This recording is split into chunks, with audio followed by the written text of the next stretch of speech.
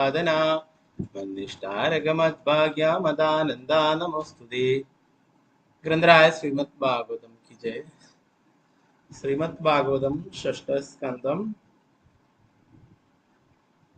തൃതീയ അധ്യായം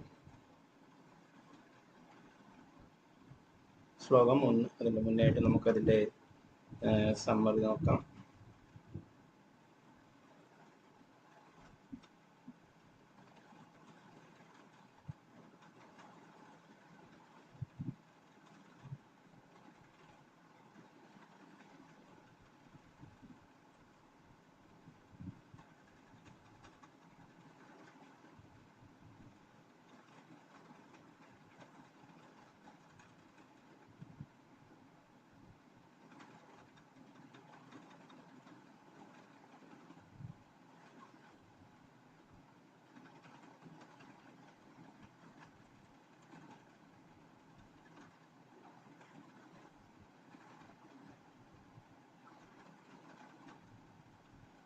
കഴിഞ്ഞ അധ്യായങ്ങളിൽ വിഷ്ണുദൂതന്മാര് ഭഗവാന്റെ തിരുനാമത്തിന്റെ മഹാത്മ്യത്തെ കുറിച്ച് പറയുന്നതാണ് അല്ലെ. ഈ അധ്യായത്തില് സാക്ഷാൽ യമരാജൻ തന്നെ ഭഗവാന്റെ തിരുനാമത്തിന്റെ മഹാത്മ്യത്തെ കുറിച്ച് പറയുന്നു, അതിന്റെ ശക്തിയെ കുറിച്ച് പറയുന്നതാണ്. ഓക്കെ, സ്ക്രീന് കാണാലോ അല്ലെ. ഹരേ കൃഷ്ണ. ഹരേ കൃഷ്ണ. ഹരേ കൃഷ്ണ. ഓക്കെ, അധ്യായം 3. യമരാജൻ അദ്ദേഹത്തിന്റെ ദൂതന്മാരെ ഉപദേശിക്കുന്നത്. നമ്മൾ നേരത്തെ പറഞ്ഞു അല്ലെ, വിഷ്ണുദൂതന്മാരെ തടഞ്ഞപ്പോഴ് അവര് നേരെ തിരിച്ച് യമകിങ്കരന്മാരെ യമരാജന്റെ അടുത്ത് പോവുകയും പരാതി പറയുകയാണ് ചെയ്തത് അല്ലെ. അതിനെ കുറിച്ചിട്ട് വിശദീകരിക്കുന്നു. അതിന് ശേഷം യമരാജൻ നൽകുന്ന വിശദീകരണം. ഓക്കെ, യമകിങ്കരന്മാർ ഇത്രയും കാലം വിചാരിച്ചത് യമരാജനാണ് സുപ്രീം, അദ്ദേഹം പറയുന്നതാണ് ഇവിടെ, അതിന് മേലെയായിട്ട് ആരുമില്ല എന്നൊക്കെയായിരുന്നു. അപ്പൊ അത് തിരുത്തി കൊടുക്കുന്നതാണ് നമ്മൾ വരുന്ന ശ്ലോകങ്ങളൊക്കെ പഠിക്കുന്നത്.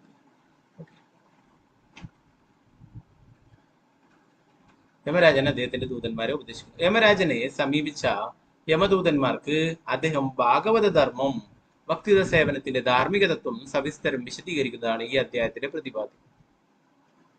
വളരെ നിരാശിതരായിരുന്ന യമദൂതന്മാരെ യമരാജൻ അപ്രകാരം സംതൃപ്തരാക്കി. യമരാജൻ പറഞ്ഞു, അജാമിളൻ തന്റെ പുത്രനെയാണ് വിളിച്ചിരുന്നതെങ്കിലും അത് ഭഗവാന്റെ നാരായണന്റെ ദിവ്യനാമമായതിനാൽ ആ നാമോച്ചാരണത്തിന്റെ മിന്നൽ പ്രകാശം ഒന്നുകൊണ്ട് മാത്രം അവനെ പിടികൂടാനുള്ള നിങ്ങളുടെ ശ്രമത്തിൽ നിന്നും അവനെ രക്ഷിച്ച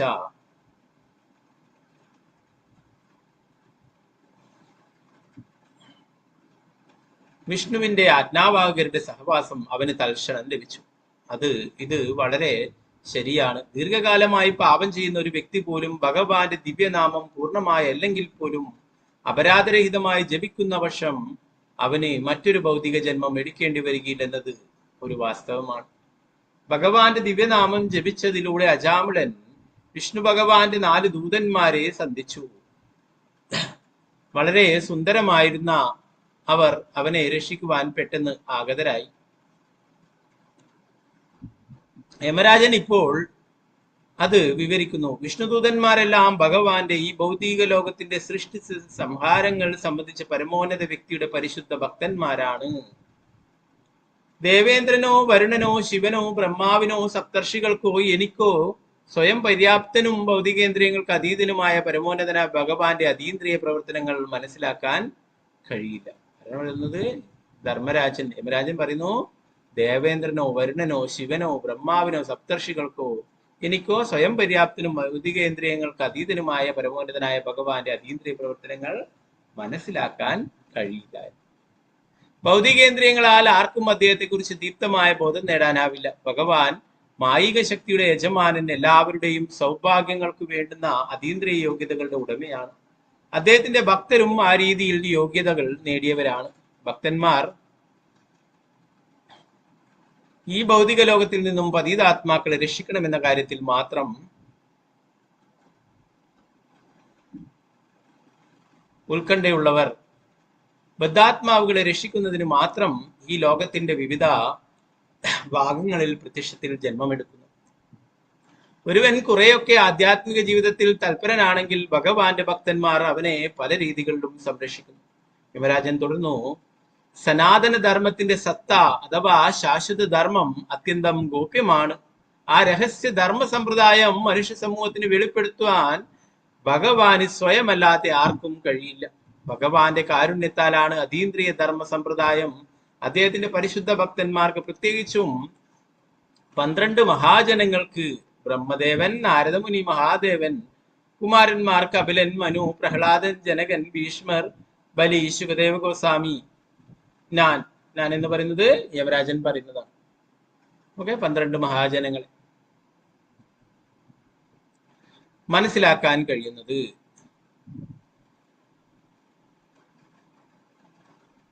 ഭഗവാന്റെ കാരുണ്യത്താലാണ് ഭഗവാനെ കുറിച്ച് മനസ്സിലാക്കാനായിട്ട് അല്പമെങ്കിലും മനസ്സിലാക്കാൻ സാധിക്കുന്നത്. അത് ഈ 12 മഹാജനങ്ങൾക്ക് ഭഗവാൻ നൽകിയിട്ടുള്ളതാണ് അല്ലെ. അതിൽ പ്രധാനിയാണ് ഇവിടെ പറഞ്ഞുകൊണ്ടിരിക്കുന്ന യമരാജൻ, ധർമ്മരാജൻ എന്ന് പറയുന്നത് 12 മഹാജനങ്ങളിലെ പ്രധാനിയായിട്ടുള്ളത് തന്നെയാണ്. ജൈമിനിയുടെ നേതൃത്വത്തിലുള്ള മറ്റ് അഭിജ്ഞരായ പണ്ഡിതന്മാരെല്ലാം മിക്കവാറും എല്ലായ്പ്പോഴും വ്യാമോഹ ശക്തിയാൽ മറയ്ക്കപ്പെട്ടവരായിരുന്നു. അവർ ത്രൈ എന്ന് വിളിക്കപ്പെടുന്ന ഋഗ്, യജുർ, സാമം എന്നീ വേദത്രയങ്ങളുടെ മോഹിപ്പിക്കുന്ന ഭാഷയിൽ ഏറിയോ കുറഞ്ഞോ ആകൃഷ്ടരാണ്. ഈ 3 വേദങ്ങളുടെയും മോഹിപ്പിക്കുന്ന വാക്കുകളാൽ വശീകരിക്കപ്പെടുന്നവർ പരിശുദ്ധ ഭക്തന്മാരാകുന്നതിന് പകരം വൈദികാചാര ചടങ്ങുകളിൽ തൽപരരാകുന്നു. ഭഗവാന്റെ ദിവ്യനാമം കീർത്തിക്കുന്നതിന്റെ മഹാത്മ്യം അവർക്ക് മനസ്സിലാവില്ല. ബുദ്ധിയുള്ള വ്യക്തികൾ എങ്ങനെ തന്നെ ആയാലും ഭഗവാന്റെ ഭക്തിയുത സേവനം സ്വീകരിക്കുന്നു. ഭഗവത് നാമം ചുതിരഹിതമായി കീർത്തിക്കുമ്പോൾ അവർ ഒരിക്കലും എന്റെ കൽപ്പനകൾക്ക് വിഷയീഭവിക്കുന്നില്ല. അവർ യാദൃശികമായി എന്തെങ്കിലും പാവപ്രവൃത്തികൾ ചെയ്താൽ പോലും ഭഗവാന്റെ ദിവ്യനാമത്താൽ സംരക്ഷിക്കപ്പെടുന്നു. എന്തുകൊണ്ടെന്നാൽ അതിലാണ് അവരുടെ അടിസ്ഥാന താല്പര്യം. ഭഗവാന്റെ 4 ആയുധങ്ങൾ, പ്രത്യേകിച്ചും ഗദയും സുദർശനചക്രവും ഭക്തന്മാരെ എല്ലായ്പ്പോഴും സംരക്ഷിക്കും. ഭഗവാന്റെ ദിവ്യനാമം കാപട്യമില്ലാതെ കീർത്തിക്കുകയും ശ്രവിക്കുകയും സ്മരിക്കുകയും ചെയ്യുന്ന ഒരുവൻ, അല്ലെങ്കിൽ ഭഗവാന് പ്രണാമങ്ങൾ അർപ്പിക്കുകയും പ്രാർത്ഥിക്കുകയും ചെയ്യുന്ന ഒരുവൻ പരിപൂർണനായി തീരുന്നു. അതേസമയം ജ്ഞാനവാനായ ഒരു വ്യക്തി പോലും ഭക്തിയുത സേവനം ഇല്ലാത്ത പക്ഷം നരകത്തിലേക്ക് വിളിക്കപ്പെട്ടേക്കാം. ഭഗവാന്റെയും ഭഗവത് ഭക്തന്മാരുടെയും മഹത്വങ്ങളെ കുറിച്ചുള്ള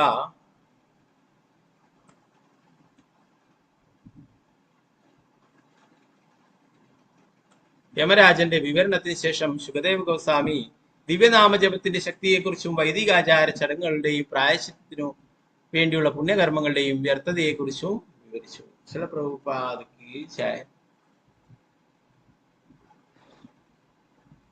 ഇവിടെ യമരാജൻ, ധർമ്മരാജൻ അല്ലെ, 12 മഹാജനങ്ങളിൽ പ്രധാനിയായിട്ടുള്ള യമരാജൻ തന്നെ ഭഗവാന്റെ ദിവ്യനാമത്തിന്റെ മഹാത്മ്യങ്ങളെ കുറിച്ചിട്ട് ഈ അധ്യായത്തില് വിവരിക്കുന്നു എന്നാണ്. നേരത്തെ ഭഗവാന്റെ പാർഷദരായിട്ടുള്ള വിഷ്ണുദൂതന്മാര് ഭഗവാന്റെ നാമത്തിന്റെ മഹാത്മ്യത്തെ കുറിച്ച് അല്ലെ വിവരിക്കുകയുണ്ടായി. സാങ്കേതികം, പാരിഹാസ്യം എന്നൊക്കെ പറഞ്ഞു. ഏത് തരത്തിൽ ജപിച്ചാലും ആ നാമത്തിന് അത്രയും ശക്തിയുണ്ട് അല്ലെ. അതിലൂടെ ഭഗവാന്റെ കാരുണ്യം നേടിയെടുക്കുവാനായിട്ട് സാധിക്കുന്നില്ല. അപ്പോ പലർക്കും ഒരു ധാരണ ഉണ്ടാവും, അതെന്താണ്, അത് ഭഗവാന്റെ പാർഷദന്മാര്, ഭഗവാന്റെ ആൾക്കാരായിക്കൊണ്ട് അവരുടെ യജമാനെ പറ്റി പുകഴ്ത്തി പറയുന്ന യജമാന്റെ നാമത്തിനെ കുറിച്ചൊക്കെ അല്ലെ, അങ്ങനെ ഒരു ധാരണ ഉണ്ടായിരിക്കാം അല്ലെ. അങ്ങനെയുള്ളവർക്ക് വേണ്ടിയിട്ടാണ് ഇവിടെ യമരാജൻ അല്ലെ തന്നെ പറയുന്നത് ഭഗവാന്റെ തിരുനാമത്തിന്റെ മഹാത്മ്യം. യമരാജന്റെ ജോലി എന്താണ്, അത് ഇനി അടുത്ത് നമ്മൾ പഠിക്കും. ഇതിനകത്ത് പറയുന്നുണ്ട് ആരെയൊക്കെയാണ് പിടിച്ചു കൊണ്ടുവരേണ്ടത് എന്ന് പറയുന്നുണ്ട്.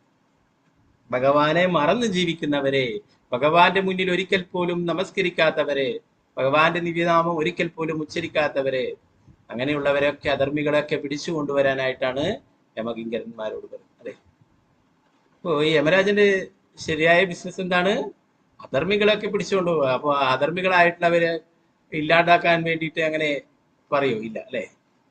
അപ്പോ അധർമ്മികൾ ഉണ്ടാവണം, എന്നാലേ യമരാജന് സേവനമുള്ളൂ, യമകിങ്കരന്മാർക്ക് സേവനമുള്ളൂ അല്ലെ. എല്ലാവരും ഭക്തന്മാരായി കഴിഞ്ഞാല് യമരാജന് പിന്നെ ഒരു ജോലിയും ഉണ്ടാവില്ല അല്ലെ. ഓ, എന്നാൽ യമരാജൻ തന്നെയാണ് ഭഗവാന്റെ ദിവ്യനാമത്തിന്റെ മഹാത്മ്യത്തെ കുറിച്ചിട്ട് ഇവിടെ പറഞ്ഞു തരുന്നു. ഒന്നുകൂടി അത് നമുക്ക് ദൃഢമാക്കി തരുന്നു. വിഷ്ണുദൂതന്മാർ പറഞ്ഞിട്ടുള്ള അതേ ഭഗവാന്റെ തിരുനാമത്തിന്റെ മഹാത്മ്യം അത് പൂർണ്ണമായിട്ടും ശരിയാണെന്ന് യമരാജനാൽ അത് ഒന്നുകൂടി തീർപ്പാക്കും. ഓക്കെ, നമുക്ക് ശ്ലോകത്തിലേക്ക് കടക്കാം. ഓം നമോ ഭഗവതേ വാസുദേവായ.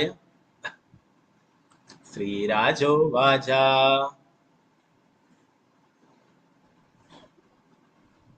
നിശമ്യ ദേവാസ്വപടോപവർണിതം പ്രത്യാഹ കിം താനപി ധർമ്മരാജഃ ഏവം ഹദാജ്ഞോ വിഹദാൻ മുരാരേർ നൈദേശികൈർസ്യാവശേ ജനോയം. ശ്രീരാജോവാച നിശമ്യ ദേവാസ്വപടോപവർണിതം പ്രത്യാഹ കിം താനപി ധർമ്മരാജഃ ഏവം ഹദാജ്ഞോ വിഹദാൻ മുരാരേർ നൈദേശികൈർസ്യ വശേ ജനോയം. ഹരേ കൃഷ്ണ.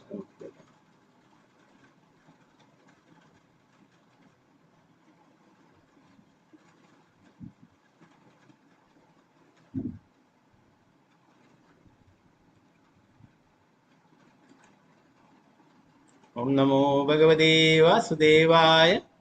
ഓം നമോ ഭഗവതേ വാസുദേവായ. ശ്രീരാജോവാച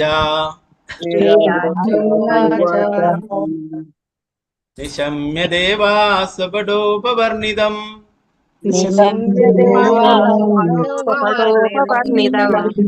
പ്രത്യാഹ Kim താനപി ധർമ്മരാജഃ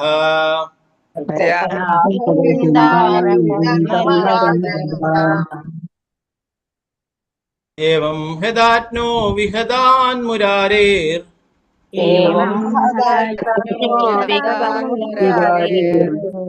നൈദേശികൈർസ്യ വശേ ജനോയം.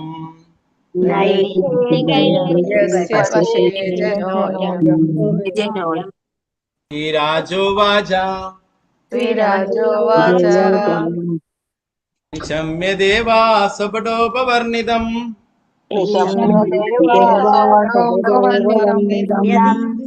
പ്രത്യാഹ Kim താനപി ധർമ്മരാജഃ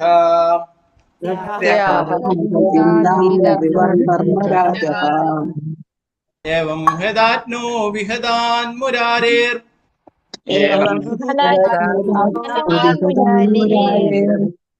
നൈദേശികൈർയസ്യ വശേ ജനോയം.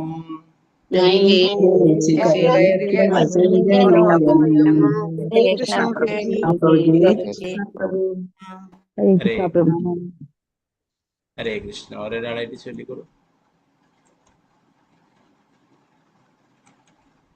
Okay, Ambika Keshava Devdas Mataji. ഹരേ കൃഷ്ണ മാതാജി. ഹരേ കൃഷ്ണ പ്രഭുജി. ഓം നമോ ഭഗവതേ വാസുദേവായ. ശ്രീരാജോവാച നിശമ്യ ദേവാസ്വപടോപവർണിതം പ്രത്യാഹ കിം താനപി ധർമ്മരാജഃ ഏവം ഹതാജ്ഞോ വിഹതാൻ മുരാരേർ നൈദേശികൈർയസ്യ വശേ ജനോയം. ഹരേ കൃഷ്ണ പ്രഭുജി. ഹരേ കൃഷ്ണ. മാലതി ശ്യാമദേവദാസ് മാതാജി ചൊല്ലുക. ഹരേ കൃഷ്ണ. ഹരേ കൃഷ്ണ പ്രഭുജി. ഹരേ കൃഷ്ണ പ്രഭുജി. ഓം നമോ ഭഗവതേ വാസുദേവായ. ശ്രീരാജോവാച നിശമ്യ ദേവാസ്വപടോപവർണിതം പ്രത്യാഹ കിം താനപി ധർമ്മരാജ ഏവം ഹദാജ്ഞോ വിഹദാൻ മുരാരേർ നൈദേശികൈർയസ്യ വശേ ജനോയം. ഹരേ കൃഷ്ണ പ്രഭുജി. ഹരേ കൃഷ്ണ. വത്സല ഷാജി മാതാജി ചൊല്ലിക്കൊള്ളു. ഹരേ കൃഷ്ണ പ്രഭുജി. ഹരേ കൃഷ്ണ. ഓം നമോ ഭഗവതേ വാസുദേവായ. ശ്രീരാജോവാച നിശമ്യ ദേവാസ്വപടോപവർണിതം പ്രത്യാഹ കിം താനപി ധർമ്മരാജഃ ഏവം ഹദാജ്ഞോ വിഹദാൻ മുരാരേർ നൈദേശികൈർയസ്യ വശേ ജനോയം. ഹരേ കൃഷ്ണ പ്രഭുജി. ഹരേ കൃഷ്ണ. ഹരേ കൃഷ്ണ പ്രഭുജി. ഹരേ കൃഷ്ണ. ഹരേ കൃഷ്ണ. ഹരേ കൃഷ്ണ. ഓം നമോ ഭഗവതേ വാസുദേവായ. ശ്രീരാജോവാച നിശമ്യ ദേവാസ്വപടോപവർണിതം स्वबडोपवर्णितं प्रत्याह किं तानपि धर्मराजः एवं हतात्नो विहतान् मुरारेर्नैदेशिकर्यस्य वशे जनोऽयम्। हरे कृष्ण प्रभु जी। हरे कृष्ण। रामचंद्र प्रभु हरे कृष्ण। हरेश प्रभु जी। हरे ओम कृष्ण। नमो भगवते वासुदेवाय। श्रीराजोवाच निशम्य देव स्वभटोपवर्णितं प्रत्याह किं दानविधर्मराजः एवं हदाज्ञो विहदान्मुरारेर्वैदेशिकैर्यस्य वशे जनोऽयम्। हरेश प्रभु जी। हरे कृष्ण। पंकजाश्री माता जी चलो गुरु माता जी। हरे हरे कृष्ण। कृष्ण प्रभु जी प्रणाम। हरे ओम कृष्ण। नमो भगवते वासुदेवाय। श्रीराजोवाच निशम्य देवा स्वबडोपवर्णितहं प्रत्याह किं तनाभिधर्मराजः एवं हदाज्ञो विहदान्मुरेर नैदेशिकैर्यस्य वशे जनोऽयम्। हरे कृष्ण प्रभु जी। हरे कृष्ण। सिंधु सिंह माता जी चलो गुरु माता जी। हरे कृष्ण प्रभु जी। हरे ओम कृष्ण। नमो भगवते वासुदेवाय। श्रीराजोवाच निशम्य देव स्वबडोपवर्णितं प्रत्याह किं तानभिधर्मराजः एवं हदाज्ञो विहदान्मुरेरेर्नैदेशिकैर्यस्य वशे जनोऽयम्। हरे कृष्ण प्रभु जी। हरे कृष्ण। निर्मला माता जी चलो गुरु माता जी। हरे कृष्ण। हरे कृष्ण प्रभु जी। चलो गुरु। ओम हरे कृष्ण। नमो भगवते वासुदेवाय।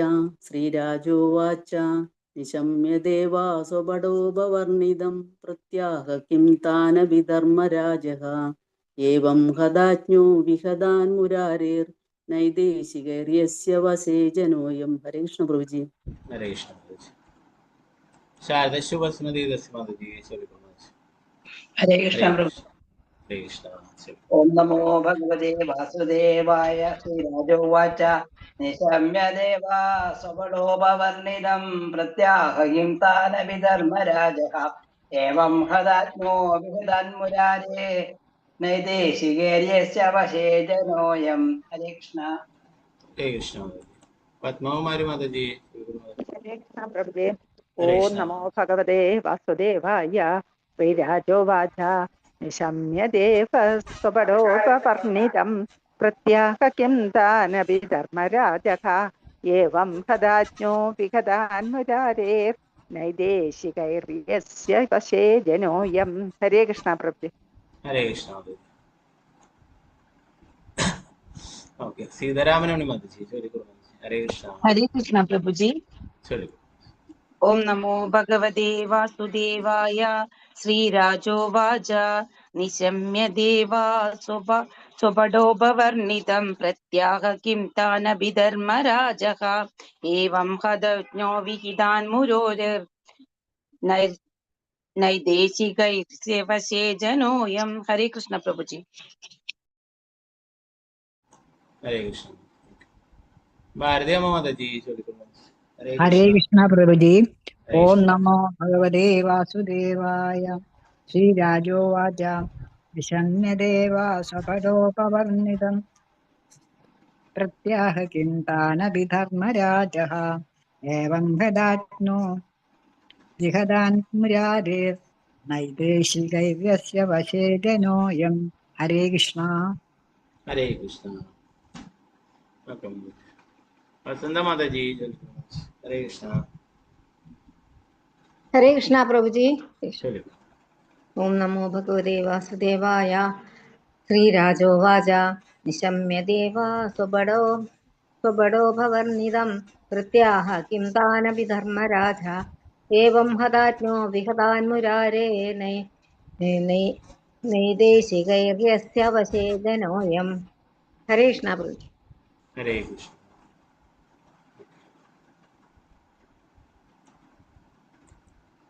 ओके ओके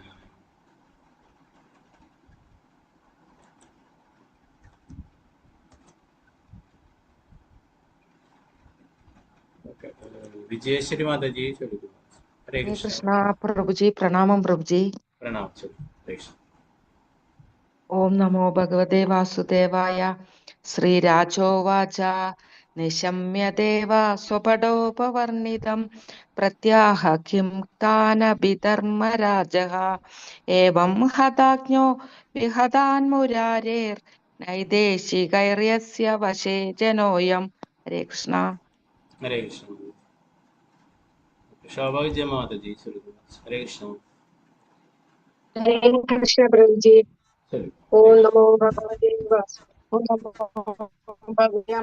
ശ്രീരാജോവാച നിശ്യം മേ ദേവാ സപടോപവർണിതം പ്രത്യാഹ കിം താനഭിധർമ്മരാജഃ ഏകം മദാജ്ഞോ വിഗതാമുരേരേർ നൈദേശികരസ്യ വശേ ജനോയം. ഹരേ കൃഷ്ണ. ഹരേ കൃഷ്ണ. ശാരദജി നമ്പൂതിരി മാതാജി ചൊല്ലുക. ഹരേ കൃഷ്ണ. കൃഷ്ണ പ്രഭുജി. ചൊല്ലു. ഹരേ കൃഷ്ണ.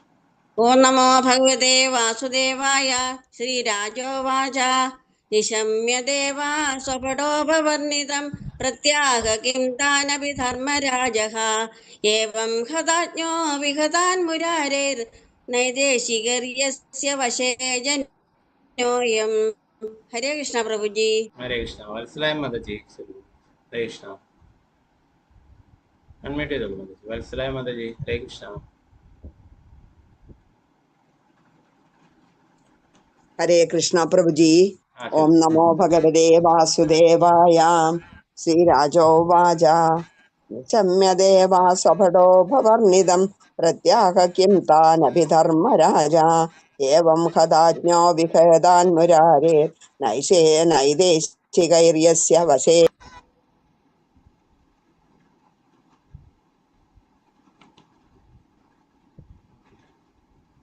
ജനോയം. രത്ന മാതാജി ചൊല്ലിക്കോളൂ മാതാജി. രത്ന ശശിധർ ഹരേ മാതാജി. കൃഷ്ണ ഹരേ കൃഷ്ണ. പ്രഭുജി. ഹരേ കൃഷ്ണ. ശ്രീരാജോവാച നിശമ്യ ദേവ സ്വപടോപവർണിതം പ്രത്യാഹ കിം താനഭിധർമ്മരാജഃ ഏവം ഹതാജ്ഞോ വിഹതാൻമുരാരേർ നൈദേശികൈര്യസ്യ വശേ ജനോയം. ഹരേ കൃഷ്ണ പ്രഭുജി.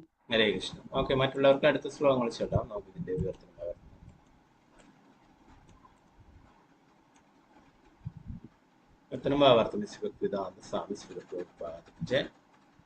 പരീക്ഷിത് മഹാരാജാവ് പറഞ്ഞു, അല്ലയോ എന്റെ പ്രഭു, അല്ലയോ സുഖദേവ ഗോസ്വാമി, എല്ലാ ജീവസത്തകളുടെയും ധർമ്മ അധർമ്മ കർമ്മങ്ങളുടെ അടിസ്ഥാനത്തിൽ അവയുടെ നിയന്താവാണ് യമരാജനെങ്കിലും അദ്ദേഹത്തിന്റെ ആജ്ഞ നിഷ്ഫലമായി. അദ്ദേഹത്തിന്റെ ഭൃത്യരായ യമദൂതന്മാർ അജാമിനെ പിടികൂടുന്നതിൽ നിന്നും തങ്ങളെ തടഞ്ഞ വിഷ്ണുദൂതന്മാർ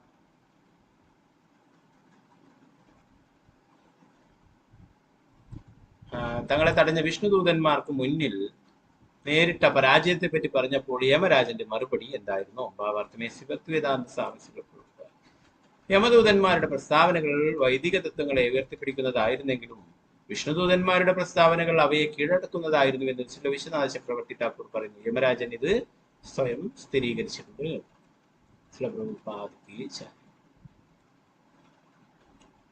രണ്ടാമത്തെ ശ്ലോകം.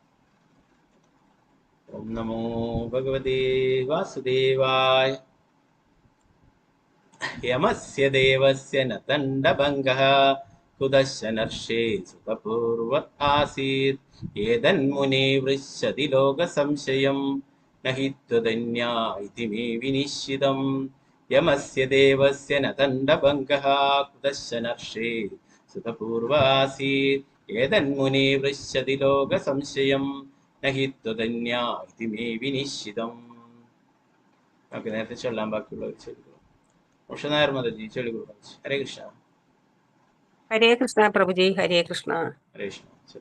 ഓം നമോ ഭഗവതേ വാസുദേവായ. യമസ്യ ദേവസ്യ ന ദണ്ഡഭംഗഃ കുദശനർഷേ ശ്രുതപൂർവ ആസീത് ഏതന്മുനെ വൃശ്ചതി ലോകസംശയം നഹി ത്വദന്യ ഇതി മേ വിനിശ്ചിതം. ഹരേ കൃഷ്ണ പ്രഭുജി. ഹരേ കൃഷ്ണ. അനിതകുമാരി മാതാജി ചൊല്ലിക്കോളൂ. ഹരേ കൃഷ്ണ. ഹരേ കൃഷ്ണ പ്രഭുജി. ശരി. ഓം നമോ ഭഗവതേ വാസുദേവായ. യമസ്യ ദേവസ്യ ന ദണ്ഡഭംഗഃ കൃതശ്ചനർഷേ ശ്രുതപൂർവ ആസീത് ഏതന്മുനെ വൃശ്ചതി ലോകസംശയം നഹി ത്വദന്യാ ഇതി മേ വിനിശ്ചിതം. ഹരേ കൃഷ്ണ പ്രഭുജി. ഹരേ കൃഷ്ണ. സാവിത്രി ബശ്രീ ഹരേ കൃഷ്ണ പ്രഭുജി. ഹരേ കൃഷ്ണ. പ്രണാം പ്രഭുജി. ഓം നമോ ഭഗവതേ വാസുദേവായ. യമസ്യ ദേവസ്യ നാദണ്ഡഭംഗഃ കുതശ്ചനർഷേ ശ്രുതപൂർവ ആസീത് ഏതന്മുനെ പൃച്ഛതി ലോക സംശയം നഹി ത്വദന്യ ഇതി മേ വിനിശ്ചിതം. ഹരേ കൃഷ്ണ പ്രഭുജി. ഹരേ കൃഷ്ണ. വത്സലാഗോപാലൻ മാതാജി ചൊല്ലുകൾ മാതാജി. ഹരേ കൃഷ്ണ. ഹരേ കൃഷ്ണ പ്രഭുജി. ചൊല്ലു. ഹരേ കൃഷ്ണ. ഓം നമോ ഭഗവതേ വാസുദേവായ. യമസ്യ ദേവസ്യ നദണ്ഡഭംഗഃ കുതശ്ച നർഷേ സുതപൂർവകാസീത് ഏതന്മുനെ പൃച്ഛതി ലോകസംശയം നഹി ത്വദന്യ ഇതി മേ വിനിശ്ചിതം. ഹരേ കൃഷ്ണ പ്രഭുജി. ഹരേ കൃഷ്ണ. രമണി മാതാജി ചൊല്ലുകൾ. ഹരേ കൃഷ്ണ. ഹരേ കൃഷ്ണ പ്രഭുജി. ചൊല്ലു. ഓം നമോ ഭഗവതേ വാസുദേവായ. യമസ്യ ദേവസ്യ നദണ്ഡഭംഗഃ കൃതശ്ച നർഷേ ശ്രുതപൂർവ ആസീത് ഏതന്മുനെ പൃച്ഛതി ലോകസംശയം നഹി ത്വദന്യ ഇതി മേ വിനിശ്ചിതം. ഹരേ കൃഷ്ണ പ്രഭുജി. ഹരേ കൃഷ്ണ. ശോഭപ്രദേ മാതാജി ചൊല്ലുകൾ. ഹരേ കൃഷ്ണ. ഹരേ കൃഷ്ണ പ്രഭുജി. ചൊല്ലു. ഓം നമോ ഭഗവതേ വാസുദേവായ.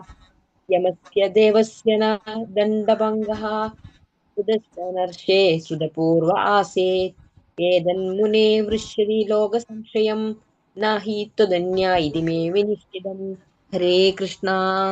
ഹരേ കൃഷ്ണ. സുവർണപ്രഭ മാതാജി ചൊല്ലുകൾ. ഹരേ കൃഷ്ണ. കൃഷ്ണ പ്രഭുജി. ചൊല്ലു. ഓം നമോ ഭഗവതേ വാസുദേവായ.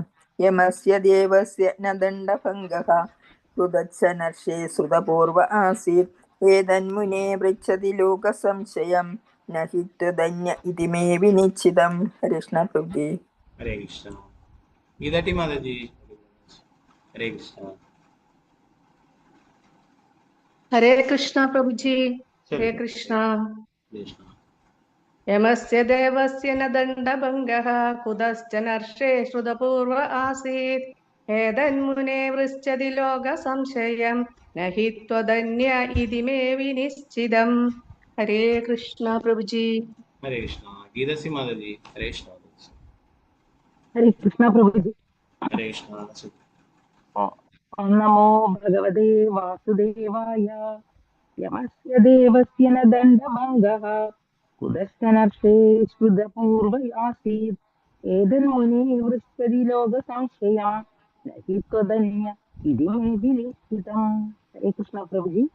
ഹരേ കൃഷ്ണ. രാധാപിള്ള മാതാജി ചൊല്ലുകൾ. ഹരേ കൃഷ്ണ മാതാജി. അൺമ്യൂട്ട് ചെയ്തു. ഹരേ കൃഷ്ണ പ്രഭുജി. ഹരേ കൃഷ്ണ. ചൊല്ലു. ഓം നമോ ഭഗവതേ വാസുദേവായ. യമസ്യ ദേവസ്യ നദണ്ഡഭംഗഃ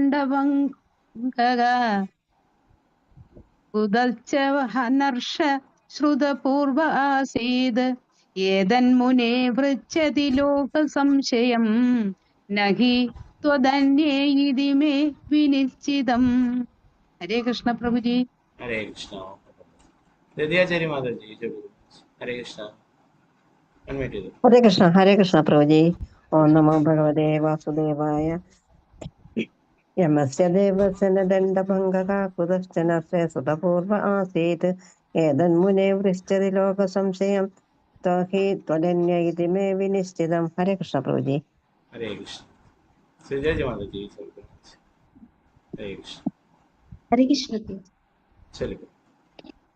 ഓം നമോ ഭഗവതേ വാസുദേവായ. യമസ്യ ദേവസ്യ നദണ്ഡഭംഗഃ കുതശ്ച നർഷേ ശ്രുതപൂർവ ആസീത് ഏതന്മുനെ പൃച്ഛതി ലോകസംശയം നഹി ത്വദന്യ ഇതി മേ വിനിശ്ചിതം. ഹരേ കൃഷ്ണ. ഹരേ കൃഷ്ണ.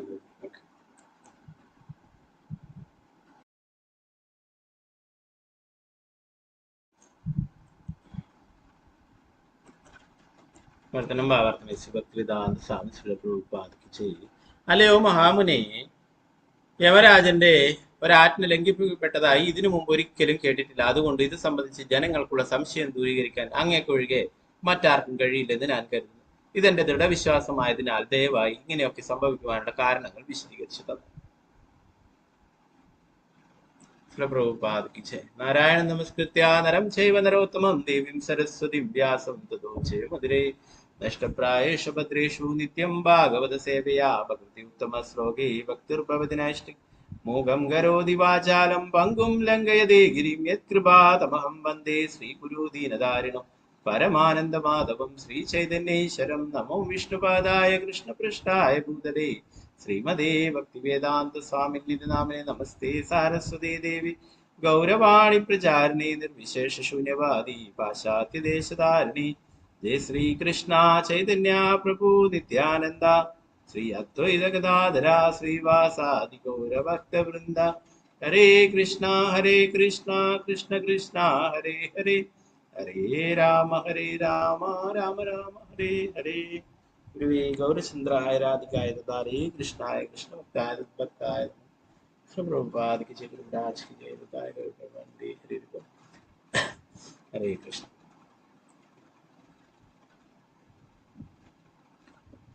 അപ്പൊ ഓരോ കാര്യങ്ങളെ കുറിച്ചിട്ട് നമ്മൾ ഭാഗവത്തിലൂടെ പഠിക്കുന്നത് പരീക്ഷിത് മഹാരാജാവിന്റെ ചോദ്യങ്ങളും അതിന് ശുകദേവ ഗോസ്വാമി നൽകുന്ന ഉത്തരങ്ങളുമാണ് അല്ലെ. അത് പിന്നീട് നൈമിശാരണത്തിൽ വെച്ചിട്ട് സൂത ഗോസ്വാമിയും ശൗനകാദി ഋഷികളും നമ്മളുടെ സംഭാഷണത്തിന്റെ രൂപത്തിൽ നമ്മൾ പഠിക്കുന്നു. അപ്പൊ ഇവിടെ പരീക്ഷിത് മഹാരാജാവ് ചോദിക്കുന്നത് അല്ലെ, നേരത്തെ നമ്മൾ പഠിച്ചു പഞ്ചമസ്കന്ധത്തിലെ നരകങ്ങളെ കുറിച്ചിട്ടൊക്കെ ചോദിക്കുകയുണ്ടായി അല്ലെ. അപ്പോൾ ഈ നരകങ്ങളിൽ നിന്നൊക്കെ പിന്നീട് രക്ഷ നേടാനായിട്ട് എന്തൊക്കെയാണ് വേണ്ടത് എന്നുള്ളതിനെ കുറിച്ചിട്ടൊക്കെ ചോദിക്കുകയുണ്ടായി അല്ലെ. അതിന്റെ ഫലമായിട്ടാണ് നാമജപത്തെ കുറിച്ചിട്ടും ഭഗവാന്റെ ഭക്തിത സേവനങ്ങളെ കുറിച്ചിട്ടൊക്കെ പറയുന്നത്. അതിന്റെ ഒരു ഉദാഹരണമായിട്ടാണ് അജാമിളിന്റെ ആലിന്റെയെ കുറിച്ചിട്ടൊക്കെ വിവരിച്ചത് അല്ലെ. അപ്പൊ ഇവിടെ പരീക്ഷിത് മഹാരാജാവ് നേരത്തെയുള്ള അദ്ദേഹത്തിന് നമ്മൾ കണ്ടു യമകിങ്കരന്മാരുടെ ആ ജോലി തടസ്സപ്പെടുത്തുകയുണ്ടായി അല്ലെ. കയറും എടുത്തിട്ട് വന്നിട്ട് ആ അജാമിളന്റെ ആത്മാവിനെ യമരാജന്റെ അടുത്തേക്ക് കൊണ്ടുപോകുന്ന ആ ശിക്ഷ വിധിക്കുവാനായിട്ട് അല്ലെ, അതിനായിട്ട് വന്നിട്ട് എന്നാൽ അത് തടസ്സപ്പെടുത്തുകയുണ്ടായി വിഷ്ണുദൂതന്മാര് വന്നിട്ട് അല്ലെ. അപ്പോ അവിടുന്ന് വിഷ്ണുനാഥന്മാർ ഇത് തടസ്സപ്പെടുത്തുകയും അജാമിളനെ രക്ഷിക്കുകയും ചെയ്ത് ഉടനെ തന്നെ യമകിങ്കരന്മാര് തിരിച്ച് യമരാജന്റെ അടുത്തേക്ക് പോകുന്നു പരാതി പറയാനായിട്ട്. അപ്പോ എന്താണ് യമരാജൻ എന്താണ് പിന്നീട് പറയുന്നതിനെ കുറിച്ചിട്ടാണ് ചോദിക്കുന്നത്. യമദൂതന്മാര് പോയിട്ട് പരാതി പറഞ്ഞപ്പോൾ യമരാജൻ എന്തൊക്കെയാണ് പറയുന്നതിനെ കുറിച്ച് പരീക്ഷിത് മഹാരാജാവ് പറഞ്ഞു, അല്ലയോ എന്റെ പ്രഭു, അല്ലയോ ശുകദേവ ഗോസ്വാമി, എല്ലാ ജീവസത്തകളുടെയും ധർമ്മ അധർമ്മ കർമ്മങ്ങളുടെ അടിസ്ഥാനത്തിൽ അവയുടെ നിയന്താവ് യമരാജനാണെങ്കിലും അദ്ദേഹത്തിന്റെ ആത്മനിഷ്ഫലമായി അദ്ദേഹത്തിന്റെ ഭൃത്യരായ യമദൂതന്മാർ അജാമിളനെ പിടികൂടുന്നതിൽ നിന്നും തങ്ങളെ തടഞ്ഞ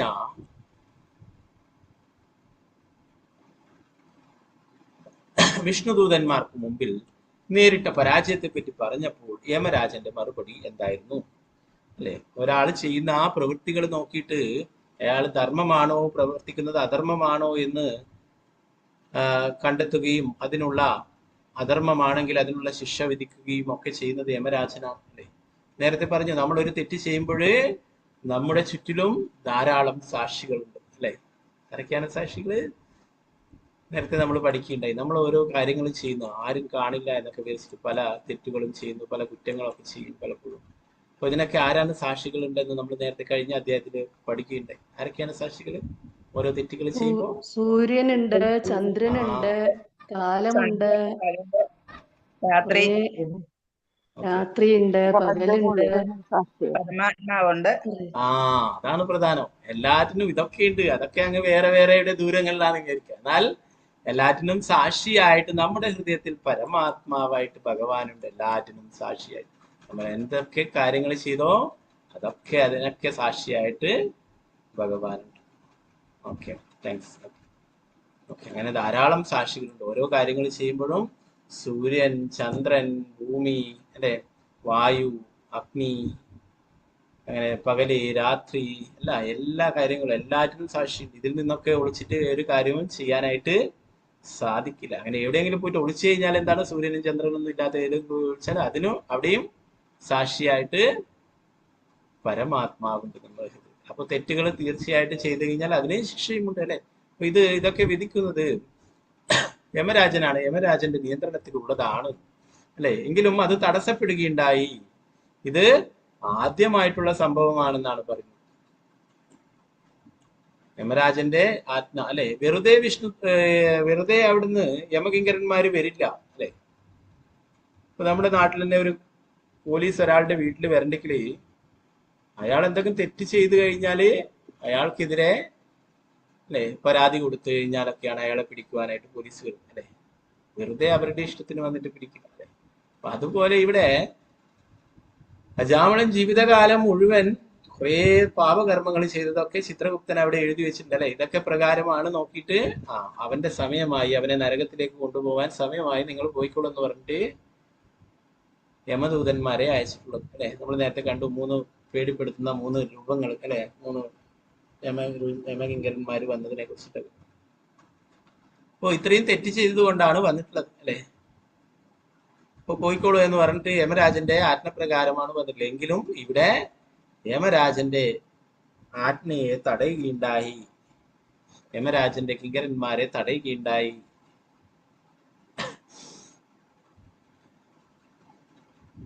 പ്രഭാതരിന്റെ ഭാവാർത്ഥ പറയുന്നു, യമദൂതന്മാരുടെ പ്രസ്താവനകൾ വൈദിക തത്വങ്ങളെ ഉയർത്തിപ്പിടിക്കുന്നതായിരുന്നെങ്കിലും വിഷ്ണുദൂതന്മാരുടെ പ്രസ്താവനകൾ അവയെ കീഴടക്കുന്നതായിരുന്നു വിശ്വനാഥ ചക്രവർത്തി ഠാക്കൂർ പറഞ്ഞു.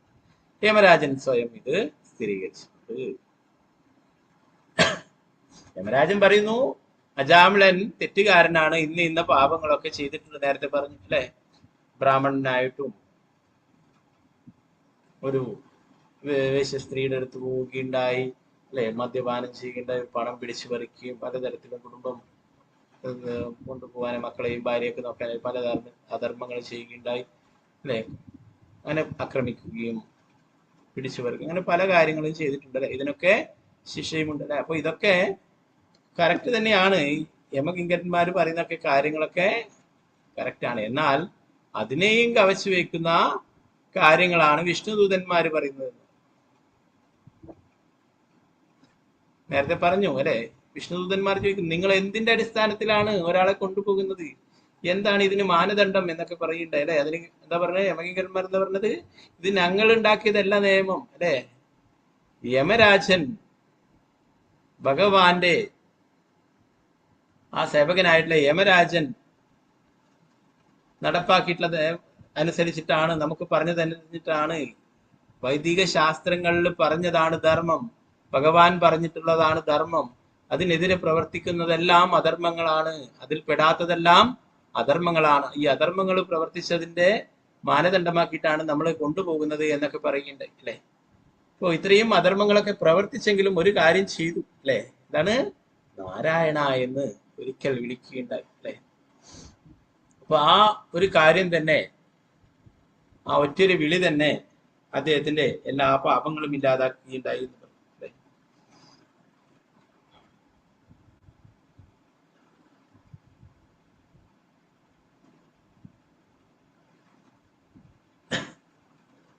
ശാസ്ത്രങ്ങളിൽ പറയുന്നു, ഓം നമോ നാരായണേതി മന്ത്ര ഉപാസക വൈകുണ്ഠഭുവനം ഗമിഷ്യതി എന്ന് പറഞ്ഞു.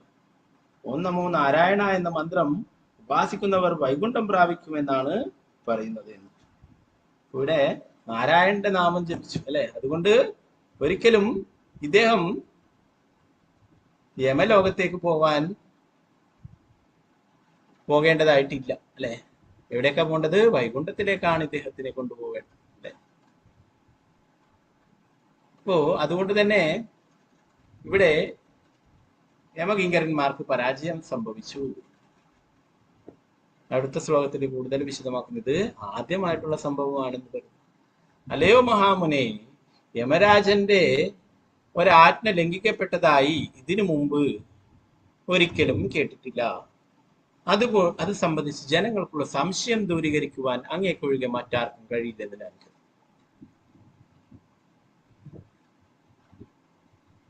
ഇതെന്റെ ദൃഢവിശ്വാസമായതിനാൽ ദയവായി ഇങ്ങനെയൊക്കെ സംഭവിക്കുവാനുള്ള കാരണങ്ങൾ വിശദീകരിച്ചിട്ടുണ്ട്. യമരാജൻ തീരുമാനിച്ചിട്ടുണ്ടെങ്കിൽ അത് നടന്നിരിക്കും അല്ലെ, അതിലൊരിക്കലും ഒരു മാറ്റവുമില്ല. ഇവിടെ എന്നാൽ മറിച്ച് സംഭവിച്ചിരിക്കുന്നു.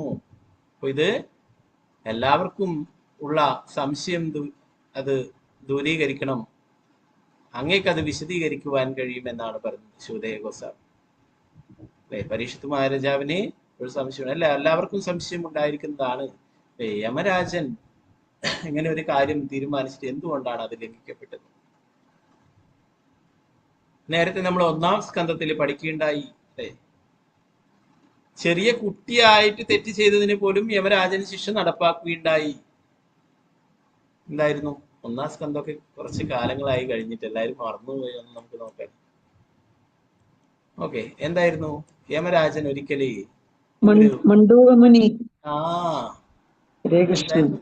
ഒരു ചെറിയൊരു തെറ്റ് ചെയ്യുകയുണ്ടായി അല്ലെ? അതിന് വലിയൊരു ശിക്ഷ 5 വയസ്സ് പ്രായം മാത്രമുള്ളപ്പോൾ നമ്മൾ നേരത്തെ 1-ാം സ്കന്ധത്തിൽ വിശദമായിട്ട് പഠിക്കുകയുണ്ടായി.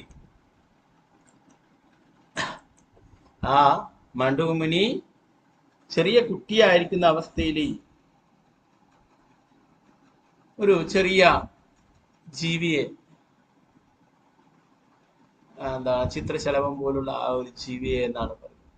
അപ്പോ അതിനെ ഒരു മൂർച്ചയേറിയ വസ്തു കൊണ്ട് കുത്തുകയുണ്ടായി, അങ്ങനെ അതിനെ കൊല്ലുകയുണ്ടായി. അപ്പൊ അതിന് മാണ്ഡൂകമുനിക്ക് കൊടുത്തിട്ടുള്ള ശിക്ഷ മൂർച്ചയേറിയിട്ടുള്ള ഒരു വലിയ ആയുധം, ശൂലം പോലുള്ള ആയുധം, അതിന്റെ മേലെ അദ്ദേഹത്തെ തറയ്ക്കുകയാണ്.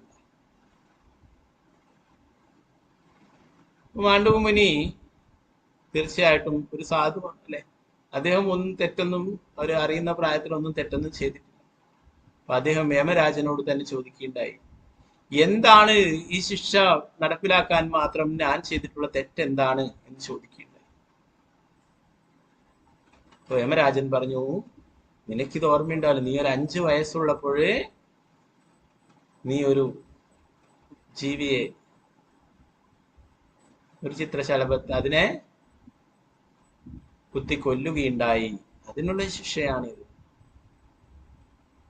മാണ്ഡൂകമുനി പറഞ്ഞു, ബുദ്ധി ഉറക്കാത്ത പ്രായത്തിൽ, ചെറിയ 5 വയസ്സ് പ്രായമുള്ളപ്പോൾ ചെയ്തിട്ടുള്ള ഒരു നിസാര തെറ്റിന് ഇത്രയും വലിയ ശിക്ഷയോ?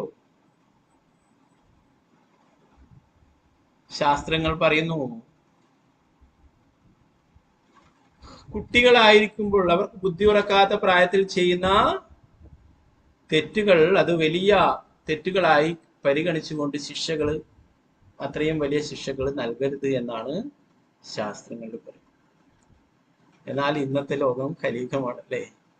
ചെറിയ കുട്ടികൾ വരെ വലിയ വലിയ കുറ്റകൃത്യങ്ങളാണ് ചെയ്തുകൊണ്ടിരിക്കുന്നത്. ഇവിടെ കർണാടകത്തിൽ ഇപ്പൊ അടുത്ത ദിവസം നടന്നു,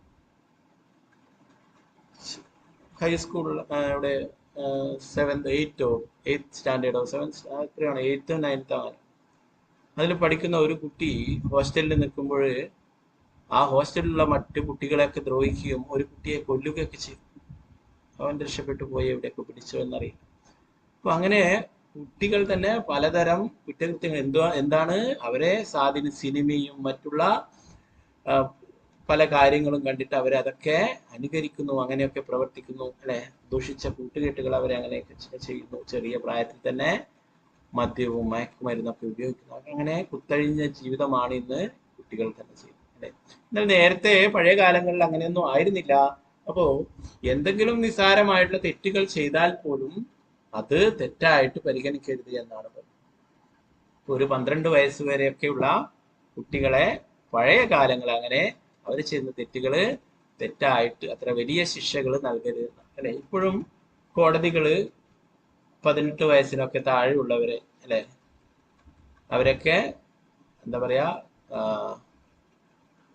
ദുർഗുണ പരിഹാരം പഠശാല അല്ലെ, അവിടെയൊക്കെ നല്ല രീതിയിൽ അവർക്ക് എല്ലാം പറഞ്ഞു കൊടുത്തിട്ട് അവരെ വളരുവാനുള്ള സാഹചര്യങ്ങൾ ഉണ്ടാകാനുള്ള സ്ഥലത്തേക്ക് അയക്കും അല്ലെ? അവരെ നേരിട്ട് ജയിലിൽ അടയ്ക്കുന്നില്ല, അതിന് പകരം അവരെ ആ കുറ്റകൃത്യ വാസനകള് ഇല്ലാതാക്കാനായിട്ടുള്ള പരിശീലനം നൽകുകയും അങ്ങനെയുള്ള കാര്യങ്ങൾ ചെയ്യും അല്ലെ? അപ്പൊ ഇവിടെ ഇത്രയും ചെറിയ 5 വയസ്സുള്ള കുട്ടിയെ ശിക്ഷിച്ചത് കൊണ്ട് ആ മാണ്ഡൂകമുനി അത്രയും തപസ്യായിരുന്നു. അതുകൊണ്ട് യമരാജനെ പോലും ശപിക്കുകയുണ്ടായി. യമരാജനോട് പറഞ്ഞു, നിങ്ങളും ഈ ഭൂമിയിൽ ഒരു മനുഷ്യനായിട്ട് ജന്മമെടുത്തിട്ട് ദുരിതങ്ങളൊക്കെ അനുഭവിക്കണം. അധർമ്മങ്ങളൊക്കെ കണ്ടിട്ട് നിങ്ങളുടെ മുന്നിൽ അധർമ്മങ്ങൾ നടക്കുമ്പോൾ നിങ്ങൾ ഇതിനൊക്കെ സാക്ഷിയായി നിങ്ങൾക്ക് ഒന്നും ചെയ്യാനാവാത്ത ഒരവസ്ഥയുണ്ടാവും എന്ന് പറയും. എന്നിട്ട് ആ യമരാജനാണ് പിന്നീട് വിതുരരായിട്ട് ജനിച്ചിട്ടുള്ളത്.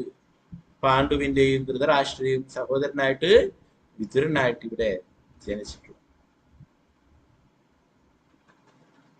അപ്പൊ ആ വിതുരര് കണ്ടു പാണ്ഡവർക്ക് നേരെ ദുര്യോധനും കൂട്ടരും അധർമ്മങ്ങൾ പ്രവർത്തിക്കുന്നത് അല്ലെ. ഇതിനൊക്കെ സാക്ഷിയായിട്ട് കണ്ടു നിൽക്കാനല്ലാത്ത ഒന്നും ചെയ്യാനായിട്ട് വിതുരർക്ക് സാധിച്ചില്ല അല്ലെ. അവസാനം ആ കൊട്ടാരത്തിൽ നിന്ന് തന്നെ ഇറങ്ങിപ്പോവേണ്ടതായിട്ടൊക്കെ വന്നു അല്ലെ. അത് നമ്മൾ വിശദമായിട്ട് നേരത്തെ പഠിച്ചത് അല്ലെ. ദുര്യോധനൻ പറയുകയുണ്ടായി, കുറ്റപ്പെടുത്തി അല്ലെ.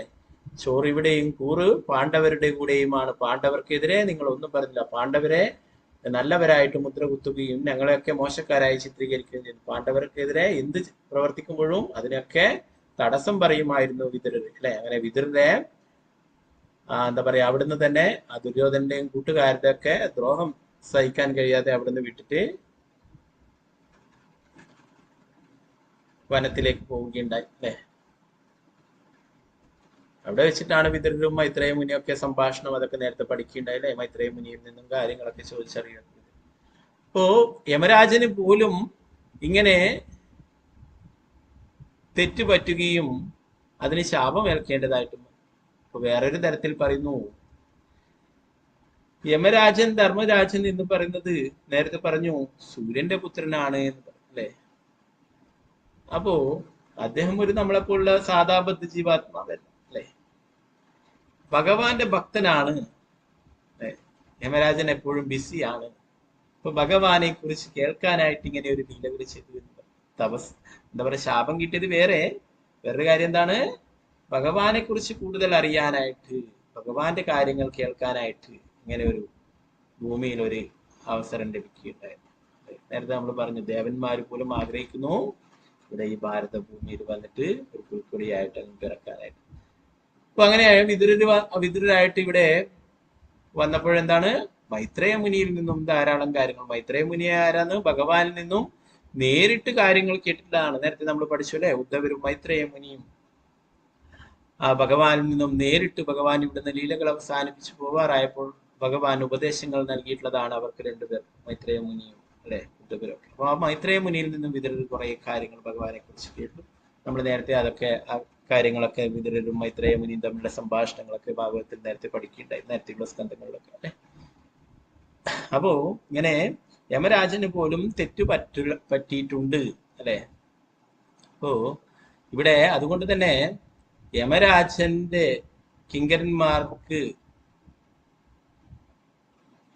എന്താ പറയാ, അവർക്ക് അതിന്റെ ശരിയായ രീതി അറിയില്ല.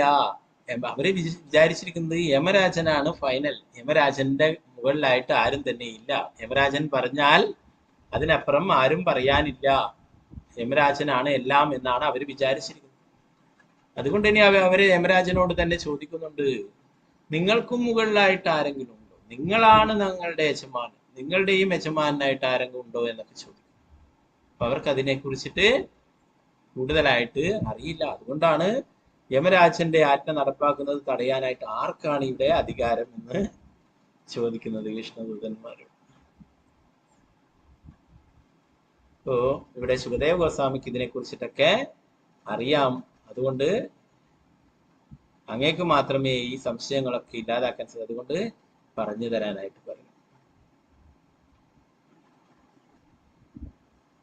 യമരാജന്റെ ആജ്ഞ ഒരിക്കലും നടപ്പാകാത്തയില്ല അല്ലെ. യമസ്യ കരുണാനാസ്തി കർത്തവ്യം പരിഹീർത്തനം. യമരാജന് യാതൊരു കാരുണ്യവുമില്ല. യമരാജൻ വന്നിട്ടുണ്ടെങ്കിൽ തീർച്ചയായിട്ടും അവരെ കൊണ്ടുപോയിരിക്കും. എന്നാൽ ജീവിതത്തിൽ ആദ്യമായിട്ട് ഇങ്ങനെ ഒരു സംഭവം നടന്നിരിക്കുന്നു. യമരാജന്റെ യമരാജന്റെ ഭൃത്യന്മാര് വന്നിട്ട് അജാമിളുടെ അടുക്ക വന്നിട്ട് അദ്ദേഹത്തെ കൊണ്ടുപോകാതെ വെറും കയ്യോടെ തിരിച്ചു പോവുകയുണ്ടായി. ഇത് ആദ്യമായിട്ടുള്ള സംഭവമാണെന്നാണ് പറയുന്നത്.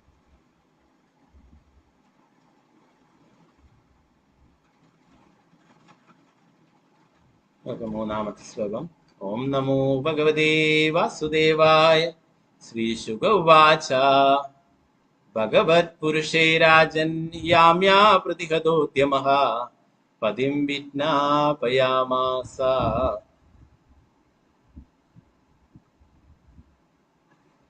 പതിം വിജ്ഞാപയാമാസുർയമം സംയപനീപതിം. ശ്രീശുക ഉവാച ഭഗവത് പുരുഷേ രാജൻ യാമ്യാ പ്രതിഹതോദ്യമഃ പതിം വിജ്ഞാപയാമാ സുർയമം സംയമദീപതിം.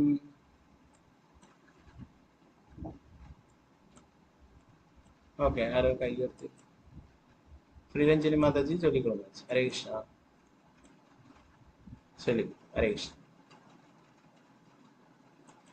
നമോ ഭഗവതേ വാസുദേവായ. ശ്രീശുക ഉവാച ഭഗവത്പുരുഷൈരാജൻ യാമ്യാ പ്രതിഹതോദ്യമാ പതിം വിജ്ഞാപയാമാശു യമം സംയമനീപതിം.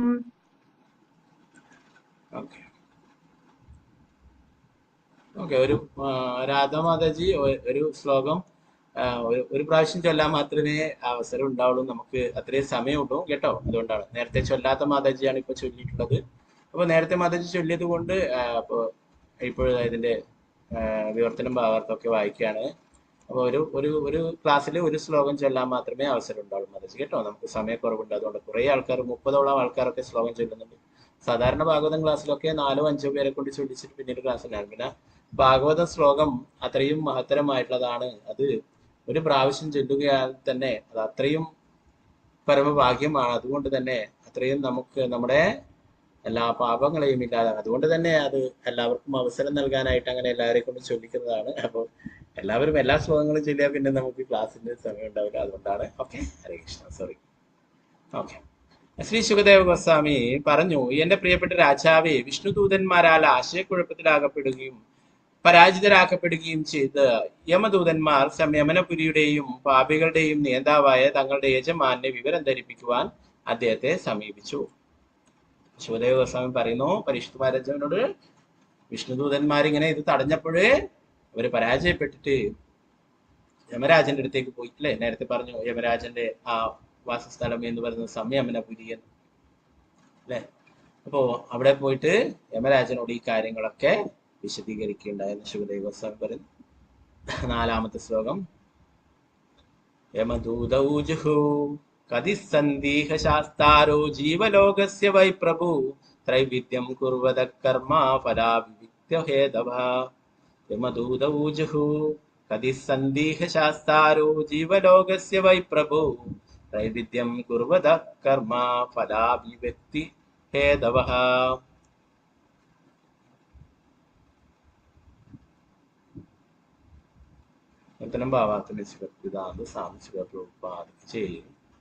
യമദൂതന്മാർ പറഞ്ഞു, ഞങ്ങളുടെ പ്രിയ പ്രഭു, ഈ ഭൗതിക ലോകത്തിൽ എത്ര നിയന്താക്കൾ അഥവാ ഭരണാധികാരികളുണ്ട്.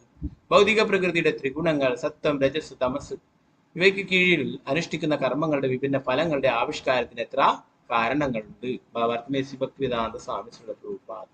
ലോകത്തിൽ യമരാജനല്ലാത്ത വേറെയും യജന്മാന്മാരുണ്ടോ എന്ന് തങ്ങളുടെ യജമാനായ അദ്ദേഹത്തോട് കോപത്തോടെ ചോദിക്കേണ്ടി വന്നതിൽ യമദൂതന്മാർ യമരാജന്റെ ആജ്ഞാവാഹകർ നിരാശരായിരുന്നുവെന്ന് ശ്രീ വിശ്വനാഥ ചക്രവർത്തി ഠാക്കൂർ പറയുന്നു. അതിലുപരി യമദൂതന്മാർ പരാജിതരാവുകയും അവരുടെ യജമാനനെ അവരെ സംരക്ഷിക്കുവാൻ കഴിയാതാവുകയും ചെയ്ത സ്ഥിതിക്ക് അത്തരമൊരു യജമാനെ സേവിക്കേണ്ടതില്ലെന്ന് പറയാനും അവർ പ്രേരിതരായി. യജമാനന്റെ ആജ്ഞ പരാജയം കൂടാതെ നടപ്പാക്കാൻ ഒരു വൃത്തിന് സാധിക്കാത്ത പക്ഷം ശക്തിഹീനനായ അത്തരം യജമാനെ സേവിക്കുന്നത് കൊണ്ട് എന്തു പ്രയോജനം? പ്രഭുപാദ് കീ ജയ്. അപ്പോ യമദൂതന്മാരെന്താ ചോദിക്കുന്നത്? ഈ ഭൗതിക ലോകത്തിൽ എത്ര നിയന്താക്കളുണ്ട്? യമരാജൻ മാത്രമാണെന്നാണ് അവർ ധരിച്ചിരിക്കുന്നത്. ഞങ്ങളുടെ യജമാനായിട്ടുള്ള യമരാജനാണ് ഇവിടെ എല്ലാ കാര്യങ്ങളും തീരുമാനിക്കുന്നത്. ഓക്കെ മാതാജി, കുഴപ്പമില്ല, സോറി എന്ന് പറയേണ്ട ആവശ്യമില്ല. ഓക്കെ, അത് ഞാൻ പറഞ്ഞത് മാതാജി ആദ്യമായിട്ട് ചൊല്ലാൻ വന്നതുകൊണ്ട് ഞാൻ പറഞ്ഞതാണ് കേട്ടോ. അപ്പൊ എല്ലാവരും ആയി കഴിഞ്ഞാൽ ഇത്രയും 30 വീണ്ടും എല്ലാ ശ്ലോകങ്ങളും ചിലപ്പോൾ കുറച്ച് സമയം, അതുകൊണ്ടാണ് കേട്ടോ. ഓക്കെ, അപ്പോ യമരാജനാണ് ഇതിന്റെ ഒക്കെ നിയന്താവ് എന്നാണ് യമകിങ്കരന്മാര് ധരിച്ചു വെച്ചിരിക്കുന്നത് അല്ലെ. എന്നാൽ യമരാജൻ വെറും ഒരു സേവകനാണ്. നമുക്കറിയാം അല്ലെ, ഭഗവാന്റെ സേവകന്മാരാണ് എല്ലാവരും അല്ലെ. ഓരോ സേവനങ്ങളും ഭഗവാൻ നൽകിയിട്ടുള്ളതാണ് ഓരോരോ ആൾക്കാർക്കും അല്ലെ. ബ്രഹ്മാവിന് സൃഷ്ടി, ശിവന് സംഹാരം അല്ലെ, ലക്ഷ്മി ദേവിക്ക് ഐശ്വര്യം, സരസ്വതിക്ക് വിദ്യ അല്ലെ.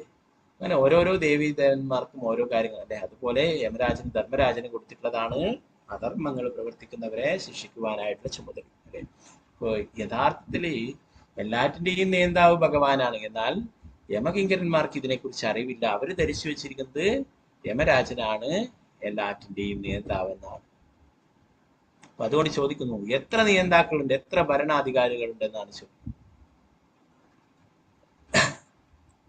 പ്രഭാതരി ഭാഗത്ത് പറയുന്നു, വിശ്വനാഥ് ചക്രവർത്തി ഠാക്കൂർ പറയുന്ന കാര്യം പറയുന്നു, ലോകത്തിൽ യമരാജനതാത് വേറെയും യജമാന്മാരുടെ തങ്ങളുടെ യജമാനായ അദ്ദേഹത്തോട് കോപത്തോട് ഛേദിക്കേണ്ടി വന്നതിൽ യമദൂതന്മാർ യമരാജന്റെ ആജ്ഞാവകർ നിരാശരായിരുന്നു എന്ന് വിശ്വനാഥ ചക്രവർത്തി. ഒരു കാര്യം ചെയ്യാനായിട്ട് പോയിട്ട് അവിടുന്ന് തിരിച്ചു വന്നിരിക്കുന്നു ആ കാര്യം ചെയ്യാതെ. അല്ലെ? അവർക്ക് കോപമുണ്ടായി. ജീവിതത്തിൽ ആദ്യമാണ് ഇങ്ങനെ നാണം കെട്ടിട്ട് മടങ്ങി വരേണ്ടി വരുന്നത്. അതിലുവരെ യമദൂതന്മാർ പരാജിതരാവുകയും അവരുടെ യജമാനെ അവരെ സംരക്ഷിക്കുവാൻ കഴിയാതാവുകയും ചെയ്ത സ്ഥിതിക്ക് അത്തരം ഒരു യജമാനെ സേവിക്കേണ്ടതില്ലെന്ന് പറയാനും അവർ പ്രേരിതരായി. എന്താണ്?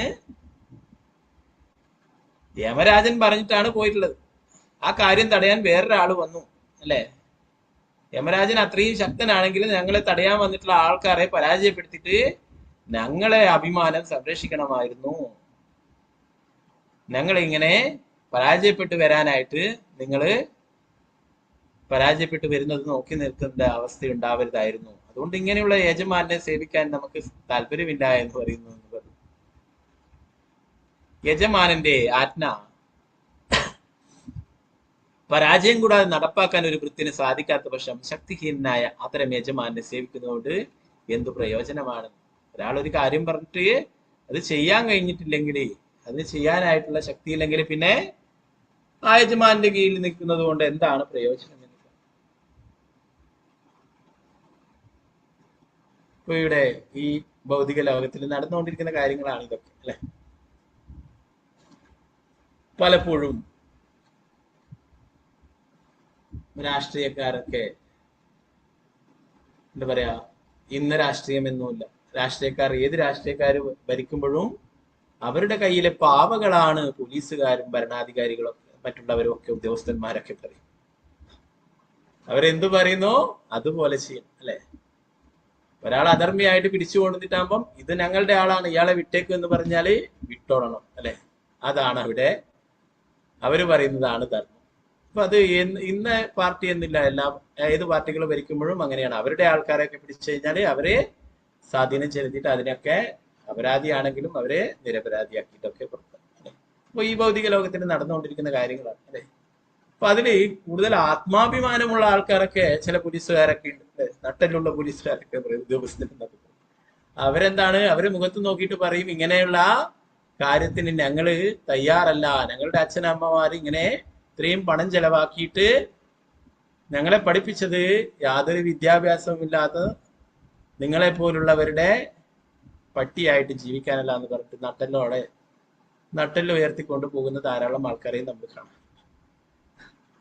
അപ്പോ എന്താണ്, അവർക്ക് അങ്ങനെയുള്ള യജമാനെ സേവിക്കേണ്ട കാര്യമില്ല. ധർമ്മം അനുസരിച്ച് പ്രവർത്തിക്കുവാൻ വേണ്ടിയിട്ടാണ് അവർ പഠിച്ചിട്ടുള്ളത്. അല്ലെ? അവരെ അതിനു വേണ്ടിയിട്ടാണ് മാതാപിതാക്കൾ പഠിപ്പിച്ചിട്ടുള്ളത്. ഇത്രയും കഷ്ടപ്പെട്ട് പഠിച്ചിട്ട് ഇങ്ങനെയൊക്കെ ആയിട്ട് യാതൊരു വിദ്യാഭ്യാസമില്ലാത്ത ഓരോരോ ആൾക്കാർ പറയുന്നത് അനുസരിച്ചിട്ട് പ്രവർത്തിക്കേണ്ടി വരുമ്പോൾ, അധർമ്മങ്ങൾ പ്രവർത്തിക്കേണ്ടി വരുമ്പോൾ അവരുടെ മനസ്സാക്ഷിക്ക് പിടിക്കാത്തപ്പോ എന്താണ്, അവര് ഇറങ്ങിപ്പോകും. അല്ലെ? ഇങ്ങനത്തെ കാര്യത്തിലൊന്നും ഞങ്ങളെ കിട്ടില്ല എന്ന്. അപ്പൊ അതുപോലെ ഇവിടെ പറയുന്നു, അത് സാധാരണ രീതിയിൽ എപ്പോഴും കാണുന്ന കാര്യങ്ങളാണ്. അല്ലെ? പല ആൾക്കാരും അങ്ങനെയുള്ള കാര്യങ്ങളൊക്കെ പറയാറുണ്ട്, ഓരോ ആൾക്കാരൊക്കെ. എന്താ ചെയ്യാ, ജീവിക്കണ്ടേ, അതുകൊണ്ട് പിടിച്ചു നിൽക്കുന്നു എന്നൊക്കെ ചെറിയ ആൾക്കാർ പറയും. വേറെ വരുമാനമൊന്നുമില്ല, അതുകൊണ്ട് ഇത് പോയാൽ പിന്നെ വരുമാനമില്ല, അതുകൊണ്ട് എന്താണ് ഇങ്ങനെ ജീവിച്ചു പോകുന്നത് എന്ന് പറയും. അപ്പോ ഇവിടെ യമരാജന്റെ ആജ്ഞകള് നിർവഹിക്കാൻ, ശരിയായ രീതിയിൽ നിർവഹിക്കാൻ കഴിയുന്നില്ല. ഞങ്ങൾ നിങ്ങളുടെ സേവകരായിട്ട് തുടരുന്നതിൽ എന്താണ് കാര്യം എന്നാണ് യമകിങ്കരന്മാര് ചോദിക്കുന്നത്.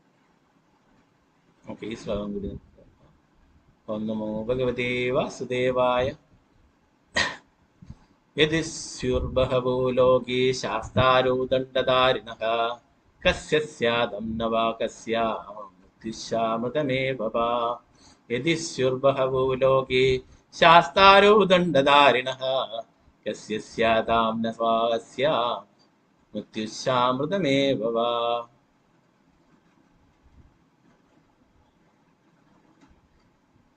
ഈ ലോകത്തിൽ ശിക്ഷിക്കുന്നതിനും ബഹുമാനിക്കുന്നതിനും വിരുദ്ധരായ ധാരാളം ഭരണാധികാരികളും നീതികളും ഉള്ള പക്ഷം അവയുടെ വൈരുദ്ധ്യ പ്രവർത്തനങ്ങൾ അന്യോന്യം നിഷ്ഫലമാക്കപ്പെടുകയും ആരും ശിക്ഷിക്കപ്പെടുകയോ ബഹുമാനിക്കപ്പെടുകയോ ഇല്ലാതാവുകയും ചെയ്യും.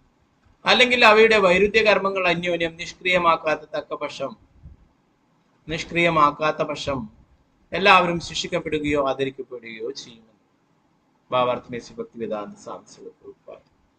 യമരാജന്റെ ആജ്ഞ നടപ്പാക്കാൻ കഴിയാത്ത യമദൂതന്മാർ അദ്ദേഹത്തിന് വാസ്തവത്തിൽ പാപികളെ ശിക്ഷിക്കുവാനുള്ള ശക്തിയുണ്ടോ എന്ന് സംശയിച്ചു.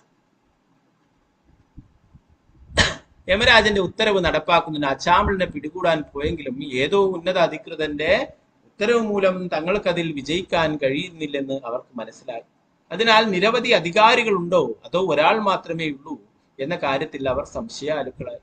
വ്യത്യസ്തങ്ങളും പരസ്പര വിരുദ്ധങ്ങളുമായ അനവധി വിധികൾ കൽപ്പിക്കുന്ന അനവധി അധികാരികളുള്ള പക്ഷം ഒരു വ്യക്തി തെറ്റായി ശിക്ഷിക്കപ്പെടുകയോ ആദരിക്കപ്പെടുകയോ അല്ലെങ്കിൽ ശിക്ഷിക്കപ്പെടാതിരിക്കുകയോ ബഹുമാനിക്കപ്പെടാതിരിക്കുകയോ ചെയ്യാം.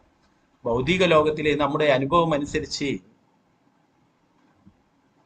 ഒരു കോടതിയിൽ ശിക്ഷിക്കപ്പെടുന്ന വ്യക്തിക്ക് മേൽക്കോടതിയിൽ വീണ്ടും വ്യവഹാരത്തിന് പോകാം. അപ്രകാരം അതേ വ്യക്തി വ്യത്യസ്ത വിധി നിർണയപ്രകാരം ശിക്ഷിക്കപ്പെടുകയോ മോചിപ്പിക്കപ്പെടുകയോ ചെയ്തേക്കാം. എന്തായാലും പ്രകൃതിയുടെ നിയമത്തിൽ അഥവാ പരമദിവ്യോത്ത പുരുഷനായ ഭഗവാന്റെ കോടതിയിൽ അത്തരം വിരുദ്ധങ്ങളായ വിധി നിർണയങ്ങളില്ല. വിധികർത്താക്കളും വിധികളും തീർച്ചയായും പരിപൂർണങ്ങളും വൈരുദ്ധ്യങ്ങളില്ലാത്തവയുമായിരിക്കണം. വാസ്തവത്തിൽ അജാമ്ലന്റെ കാര്യത്തിൽ യമരാജന്റെ അവസ്ഥ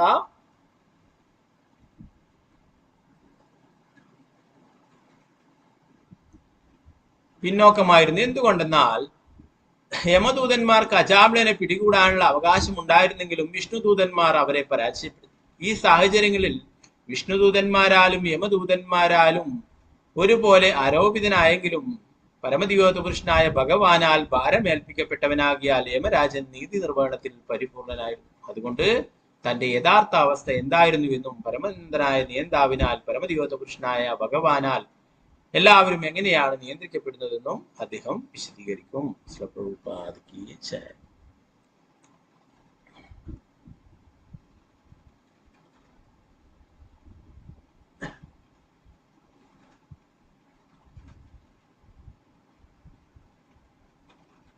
ഇവിടെ യമകിങ്കരന്മാർ പറയുന്നു, നിങ്ങളല്ലാതെ വേറെയും ധാരാളം ആൾക്കാർ ഇങ്ങനെ ഉണ്ടെങ്കിൽ, നിയന്താക്കൾ ഉണ്ടെങ്കിൽ അവർ തമ്മില്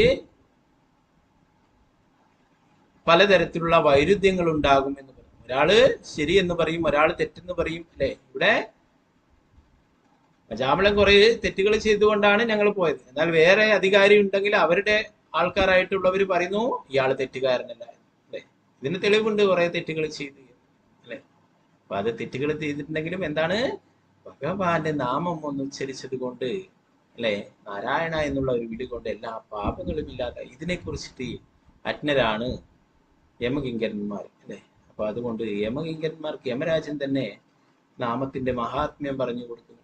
അതുപോലെ യമരാജൻ ചെയ്തിട്ടുള്ള ഈ തെറ്റിന് ഭഗവാന്റെ അടുത്ത് പോയിട്ട് മാപ്പ് പറയുന്നുണ്ട് യമരാജൻ. യമരാജൻ പറയുന്നു, എന്റെ ഭൃത്യന്മാര് ചെയ്തു, അങ്ങയുടെ ഭക്തനായിട്ടുള്ള അജാമളനെ ദ്രോഹിക്കുവാനായിട്ട് പോയി, അതിന് ഞാൻ മാപ്പ് പറയുന്നു. എന്റെ ഭൃത്യന്മാര് ചെയ്ത തെറ്റുകൾ ഞാൻ ചെയ്തതിന് തുല്യമാണ്, അതുകൊണ്ട് മാപ്പ് പറയുന്നു എന്ന് പറഞ്ഞിട്ട് യമരാജൻ നേരിട്ട് ഭഗവാന്റെ അടുത്തേക്ക് പോയിട്ട് മാപ്പ് പറയുന്നൊക്കെയുണ്ട്. അപ്പൊ ഇവിടെ ഇവർക്ക് ഇതിനെക്കുറിച്ച് അറിവില്ല യമകിങ്കരന്മാർക്ക്, അതുകൊണ്ടാണ് അവരിങ്ങനെയൊക്കെ സംസാരിക്കുന്നത്.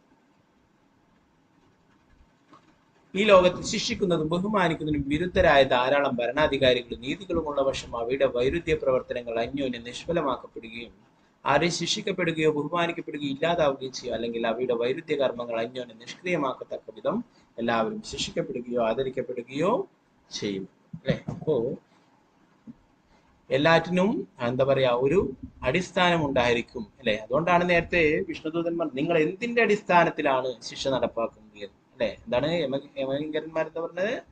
ഞങ്ങളുടെ തീരുമാനമല്ല ഇത്, അല്ലെ? വേദങ്ങൾ നിർദ്ദേശിച്ച പ്രകാരം വേദ നിയമങ്ങൾ അനുസരിക്കാത്തവരൊക്കെ അധർമ്മികളായിട്ടുള്ളതാണ്. ഭഗവാന്റെ നിർദ്ദേശങ്ങൾ അനുസരിക്കാത്തവരൊക്കെ അധർമ്മികൾ, അങ്ങനെയുള്ളവരെയാണ് ഞങ്ങളെ ശിക്ഷിക്കുന്നത് എന്ന് പറയും, അല്ലെ? അപ്പൊ ഒന്നിന്റെ അടിസ്ഥാനത്തിലാണ് ഒരു ശാസ്ത്രത്തിന്റെ അടിസ്ഥാനത്തിൽ അല്ലെ, നിർദ്ദേശങ്ങളുടെ അടിസ്ഥാനത്തിലാണ് ശരിയും തെറ്റും ഒക്കെ മനസ്സിലാക്കുന്നത് അല്ലെ.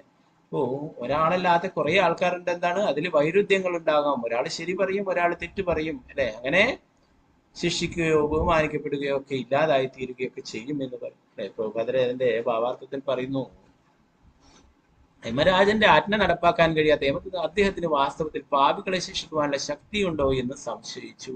യമരാജന്റെ ഉത്തരവ് നടപ്പാക്കുന്നതിന് അജാമിളിനെ പിടികൂടാൻ പോയെങ്കിലും ഏതോ ഉന്നതാധികാരന്റെ ഉത്തരവ് മൂലം തങ്ങൾക്ക് അതിൽ വിജയിക്കാൻ കഴിയില്ലെന്ന് അവർ മനസ്സിലായി.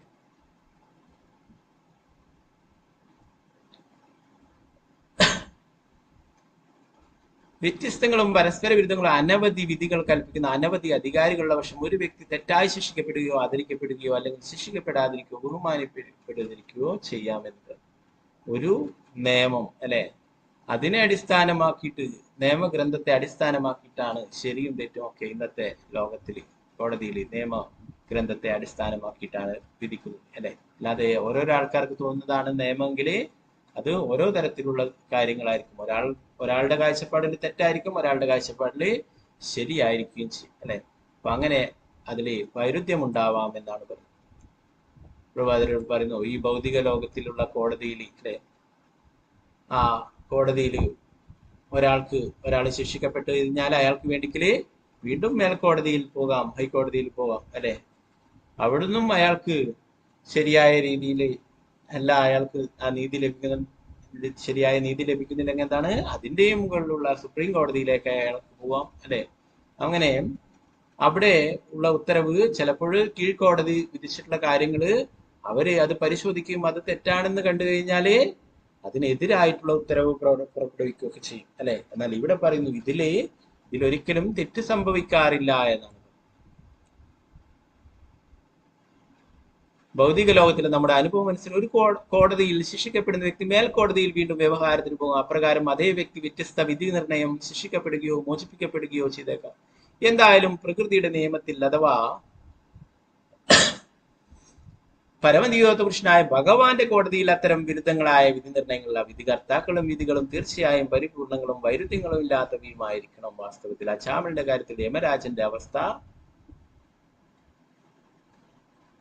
പിന്നോക്കമായിരുന്നു. എന്തുകൊണ്ടെന്നാൽ യമദൂതന്മാർക്ക് അജാമിളിനെ പിടികൂടാനുള്ള അവകാശമുണ്ടായിരുന്നു. വിഷ്ണുദൂതന്മാർ അവരെ പരാജയപ്പെടുത്തി. ഈ സാഹചര്യത്തിൽ വിഷ്ണുദൂതന്മാരാലും യമദൂതന്മാരും ഒരുപോലെ ആരാപിതനായെങ്കിലും പരമദിയോഗ പുരുഷനായ ഭഗവാനാൽ ഭാരം ഏൽപ്പിക്കപ്പെട്ടവനായ യമരാജൻ നീതി നിർവഹണത്തിൽ ഒരു പരിപൂർണനായിരുന്നു. അതുകൊണ്ട് തന്റെ യഥാർത്ഥ അവസ്ഥ എന്തായിരുന്നുവെന്നും പരമോന്നതനായ നേതാവിനാൽ പരമദിയോഗ പുരുഷനായ ഭഗവാനാൽ എല്ലാവരും എങ്ങനെയാണ് നിയന്ത്രിക്കപ്പെടുന്നതും അദ്ദേഹം വിശദീകരിക്കുന്നു. യമരാജനെ ശരിയായ രീതിയിൽ പറഞ്ഞു കൊടുക്കും. ഇവിടെ ഭഗവാന് ഒരേ ഒരു നിയമം മാത്രമേ ഉള്ളൂ അല്ലെ. അധർമ്മികളെ ഒരിക്കലും ഭഗവാൻ സംരക്ഷിക്കില്ല. എന്നാൽ അധർമ്മികളായിട്ടുള്ള വ്യക്തികൾ പോലും, അത്രയും പാപിയായിട്ടുള്ള വ്യക്തി പോലും ഭക്തിയുത സേവനത്തിൽ ഏർപ്പെടുകയോ ഭഗവാന്റെ തിരുനാമം ജപിക്കുകയോ ചെയ്യുകയാണെങ്കിൽ അവനെ ഭക്തനായിട്ട് കണക്ക് കൂട്ടണം അല്ലെ. നേരത്തെ നമ്മൾ ഭഗവത്ഗീതയിൽ പഠിച്ചു അല്ലെ. അഭിചേതു ദുരാചാരോ അല്ലെ. ഇത്രയും പാപിയായിട്ടുള്ള വ്യക്തി ആയി പോലും അദ്ദേഹം ഭക്തിയുത സേവനത്തിൽ ഏർപ്പെടുകയാണെങ്കിൽ എന്താണ് അദ്ദേഹത്തെ ശ്രേഷ്ഠനായിട്ടുള്ള ഭക്തനായിട്ട് കണക്കാക്കണമെന്ന് പറയും അല്ലെ. ഇവിടെ ഇത്രയും പാപിയായിരുന്നെങ്കിലും അദ്ദേഹം ഒരേ ഒരു നല്ല കാര്യം ചെയ്തു, ഭഗവാന്റെ തിരുനാമം ജപിച്ചു. അതുകൊണ്ട് തന്നെ എന്താണ് ശരിയായ തീരുമാനം, എന്താണ് അവിടെ സംഭവിച്ചതെന്ന് യമരാജന് കൃത്യമായിട്ട് അറിയാം അല്ലെ. അപ്പൊ യമരാജൻ ഇനി അവരെ ഉപദേശിച്ചു കൊടുക്കുന്നു. അവർക്കതിന്റെ പ്രാധാന്യം മനസ്സിലായില്ല അല്ലെ. അവരുടെ കാഴ്ചപ്പാടിൽ എന്താണ്, അവിടെ മുറ്റത്ത് കളിച്ചുകൊണ്ടിരിക്കുന്ന അയാളുടെ മകനെയാണ് വിളിച്ചത് അല്ലെ. അപ്പൊ അതിനെ വിളിച്ചതിന് എങ്ങനെയാണ് അയാളുടെ പാപമൊക്കെ ഇല്ലാതായി തീരുന്നത് അല്ലെ. അപ്പൊ അതുകൊണ്ട് അത് എന്താണ് യഥാർത്ഥത്തിൽ സംഭവിച്ചതെന്ന് യമരാജൻ വിശദീകരിച്ച് നൽകുമെന്ന് ഇവിടെ പറയും. ഓക്കെ, ബാക്കി ഭാഗങ്ങൾ നമുക്ക് നാളത്തെ ക്ലാസ്സിൽ നോക്കാം. ഗ്രന്ഥരായ ശ്രീമദ് ഭാഗവതം ജയ ശ്രീ പ്രഭുപാദ് की जय गुरुराज की जय बताया गौर प्रेमानंद हरे कृष्ण पंचकल्पतरुभ्यश्च कृपा सिन्धुभ्यश्च पतितानां पावनेभ्यो वैष्णवेभ्यो नमः. आनंद गुरु वैष्णव की जय श्री प्रभुपाद की जय गुरुराज की जय बताया गौर प्रेमानंद हरे कृष्ण ഹരേ കൃഷ്ണ. അപ്പൊ ഇന്നടുത്ത ഭാഗങ്ങളിൽ എന്തെങ്കിലും സംശയങ്ങൾ ഉണ്ടെങ്കിൽ കയ്യെടുത്താം. ഇപ്പോൾ 15-ാം തീയതി സൺഡേ ആണ് ഏകാദശി, ഒന്നുകൂടി ഓർമ്മിപ്പിക്കുന്നു. പാപമോചിനി ഏകാദശി 15-ാം തീയതി ഞായറാഴ്ചയാണ്. അതിന്റെ ബ്രേക്കിംഗ് ടൈം എന്ന് പറയുന്നത് ചെറിയ വ്യത്യാസമുണ്ട്. 9:43 വരെ മാത്രമേ ബ്രേക്കിംഗ് ടൈം ഉള്ളൂ. സാധാരണ ഏകാദശിയൊക്കെ സൂര്യോദയം മുതൽ 10:30 വരെ 10:45 വരെയൊക്കെ ബ്രേക്കിംഗ് ടൈം ഉണ്ടാവും അല്ലേ. അപ്പോൾ ഈ ഏകാദശി ഫാസ്റ്റ് ബ്രേക്ക് ചെയ്യുന്നത് 6:37 മുതൽ 9:43 വരെ മാത്രമേ ഉള്ളൂ കേട്ടോ. അപ്പോൾ അതെല്ലാവരും ശ്രദ്ധിക്കുക. ഓക്കെ, ഹരേ കൃഷ്ണ.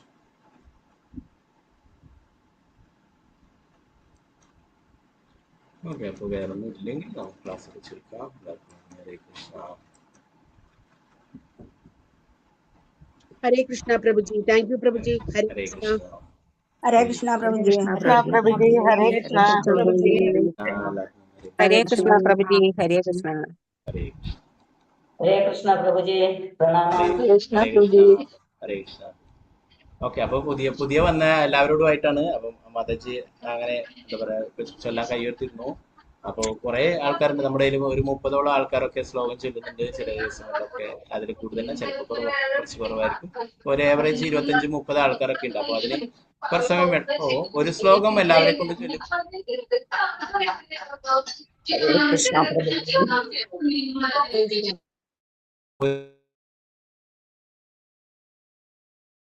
അതുകൊണ്ടാണ് ഒരു ശ്ലോകം ഓരോ ശ്ലോകങ്ങളും എല്ലാവർക്കും ചൊല്ലാം കേട്ടോ. ഒരു ശ്ലോകം മാത്രം.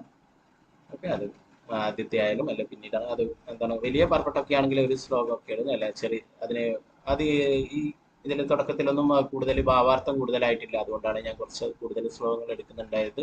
അപ്പൊ അതുകൊണ്ടാണ് ഒരേ ശ്ലോകം തന്നെ ചൊല്ലേണ്ടെന്ന് വെച്ചിട്ടാണ് പിന്നെ വേറെ വേറെ ശ്ലോകങ്ങൾ ചൊല്ലിക്കുന്നത്.